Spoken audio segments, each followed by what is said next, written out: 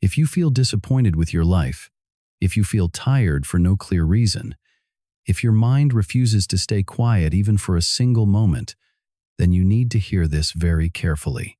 Because the truth is, they don't destroy a person by breaking their body. They destroy them by exhausting their mind. Not with pain you can see, but with thoughts you cannot escape. Have you ever experienced this?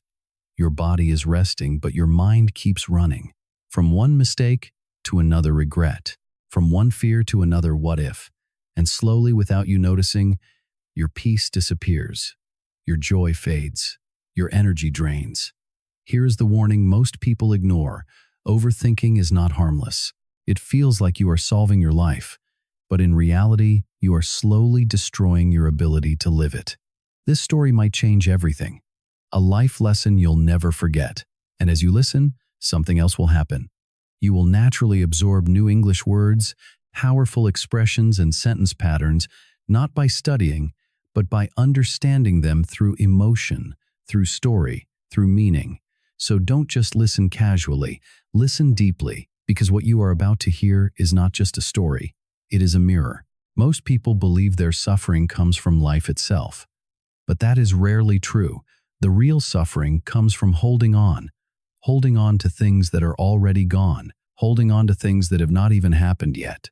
And the longer you hold them, the heavier they become, until one day you feel tired all the time, even when you have done nothing at all. Today's story is about a young man who looked completely normal from the outside, but inside he was carrying a storm. At just 24 years old, he already felt like life was too much to handle. Not because life was too hard, but because his mind never stopped. His name was Rami. And what happened to him might be exactly what is happening to you right now. Every day, Rami woke up with a mind that was already tired, even before his day had truly begun. The moment his eyes opened, the thoughts rushed in. Not gentle thoughts, not hopeful ones, but heavy, restless, endless noise. What if I fail in life? What if I never become successful? What if I make the wrong decision and regret it forever? These questions didn't come once. They came again, and again, and again, like waves that refused to stop crashing. And the strange thing was, nothing bad was happening in that moment. The sun still rose outside his window. The world still moved forward. People around him laughed, worked, lived their lives. But inside Rami's mind, there was no peace. Every day he carried invisible weight. When he tried to work, his thoughts pulled him backward, reminding him of past mistakes. The exam he failed. The opportunity he didn't take. The person he trusted, who betrayed him. And when he tried to rest, his mind pushed him forward, into a future filled with fear. A future where nothing worked out. A future where people judged him. A future where he became someone he was afraid to be. So, even in silence, he was never truly quiet. At night, it became even worse. When the world slowed down, his mind became louder. He would lie in bed, staring into the darkness, replaying moments that no longer existed, and imagining problems that had not yet arrived.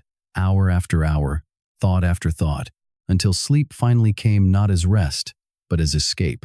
Every day Rami moved through life like someone carrying something no one else could see. From the outside, he looked normal. He had a job. He had friends. He smiled when people talked to him. But inside, he was constantly sinking. He was not lazy. He was not weak. In fact, he was always thinking, always analyzing, always trying to figure life out. But that was exactly the problem. Rami, if he prepared for every possible outcome, he could avoid pain. So he built a habit. Every decision became a battle. Every memory became a lesson he replayed again and again. Every future possibility became a scenario he needed to control. He thought this made him responsible. He thought this made him smart. But slowly, it was draining him. Even when he sat with his friends laughing at a joke, his mind would whisper, "What if this doesn't last?" Even when something good happened, another voice would say, "This could go wrong anytime." So joy never stayed. Peace never lasted. And over time, something inside him began to change. He stopped enjoying simple things. He stopped feeling present. He stopped feeling alive. People around him started noticing, Why are you always so serious? Why do you look tired all the time? You're here, but it feels like you're not really here. Rami would smile, but he never had an answer. Because how do you explain a storm that only exists inside your head? But then something strange happened. 1 week after days of constant pressure, overthinking, and sleepless nights, Rami reached a point where he couldn't take it anymore. Not because something terrible had happened, but because nothing ever stopped happening inside his mind. So one day, without planning, he decided to leave the city. No destination, no goal, just space. He walked for hours. The noise of traffic slowly disappeared. The crowded streets turned into quiet paths. The air felt different, lighter, slower. For the first time in a long time, there was less noise around him, but inside his thoughts were still racing. What am I doing with my life? Am I wasting my time? What if I never figure things out? He kept walking. And then he saw something unexpected. In the distance, there was a large old tree standing alone in an open field. And beneath it sat an old man. The man wasn't doing anything special. He wasn't reading. He wasn't working. He was simply sitting, looking at the sky, and smiling. There was something about him that felt different. Not powerful, not impressive, but peaceful in a way Rami had never seen before. Completely at ease. Rami slowed down. For a moment, he just stood there watching, confused, curious. How can someone be this calm doing nothing? Something inside him pulled him closer. And without fully understanding why, Rami walked toward the old man. If you see even a small part of your life in Rami, if you have ever felt this kind of invisible exhaustion, comment one below. Because what happens next might change the way you see your own mind forever. Rami sat down beside the old man, still unsure why he felt drawn to him. For a few moments, neither of them spoke. But strangely, the silence felt peaceful. The kind of peace Rami had not felt in years. The old man looked at him gently. "You look tired." Rami nodded. "I am." "Tell me," the old man said softly. At first, Rami hesitated, but then he began to speak about his past mistakes, about the chances he missed, about the fear that his future might fall apart. The words kept coming, and the old man simply listened. No judgment, no interruption. When Rami finally stopped, the old man picked up a small stone and placed it in his hand. "Hold this." Rami looked at it. "It's light." The old man nodded. "Yes, but hold it for 1 hour." Rami smiled faintly. "It will start to feel heavy. And if you hold it all day," Rami's expression changed. "It will become painful." The old man leaned closer. "The problem is not the weight, but how long you hold it." Rami froze. In that moment, something shifted inside him. The old man continued, "Your worries are like this stone. Thinking about them is natural, but holding them all day, that is what makes you suffer." Rami took a deep breath. "But how do I stop thinking?" The old man shook his head. "You don't stop thinking." He pointed toward a river nearby. "You learn when to let go." They walked to the water. The river flowed quietly without resistance. The old man placed a dry leaf on the surface. "Watch." The leaf drifted away with the current. "Life is like this river," he said. "You can choose your actions, but you cannot control everything." He turned to Rami. "If you try to control what you cannot, you will always feel tired." Rami lowered his eyes. "What about my past?" he asked quietly. The old man replied, "Your past is a lesson, not a life sentence. Learn from it, then put it down." Rami slowly opened his hand. The stone fell to the ground. In that simple moment, he felt lighter.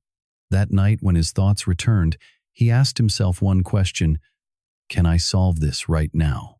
If the answer was yes, he acted. If the answer was no, he let it go. Day by day, the weight began to fade. His life did not become perfect, but something far more valuable happened. He found peace. And sometimes, peace is the greatest victory of all. This story teaches us a powerful truth. The stone in Rami's hand was never the real problem. The weight was not in the stone.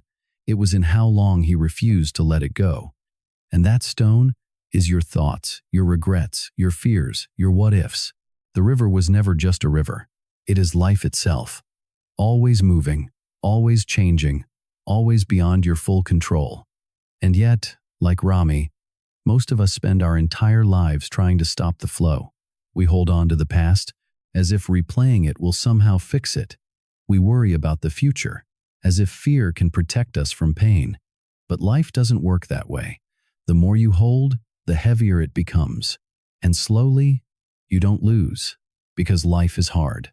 You lose because you are carrying too much for too long. Life is exactly like this. You don't need to control everything to feel peace. You only need to understand one simple thing: what you can control and what you must learn to release. Because peace is not found when everything in your life becomes perfect. Peace is found when your mind finally becomes quiet enough to let life be as it is. Think about your own life. How many things are you holding right now that you cannot change? How many thoughts are you repeating that no longer serve you? How many fears are you carrying that have not even happened yet? And ask yourself honestly, is it helping you or is it slowly exhausting you? Remember, your past is a lesson, not a life sentence. Your future is a possibility, not a problem you must solve today. And your present is the only place where life is actually happening. So maybe the most powerful thing you can do right now is not to think more, but to let go. Let go of what you cannot control. Let go of what is already gone. Let go of what does not belong to this moment. Because the moment you do, life becomes lighter, breathing becomes easier, and peace quietly returns. Now tell me honestly, are you ready to let go? Type "let go" in the comments if you choose peace over overthinking. Share this story with someone who is always lost in their thoughts, someone who needs this reminder today. And don't forget to like, share, and subscribe for more stories that don't just teach you English, but help you understand life in a deeper, simpler way.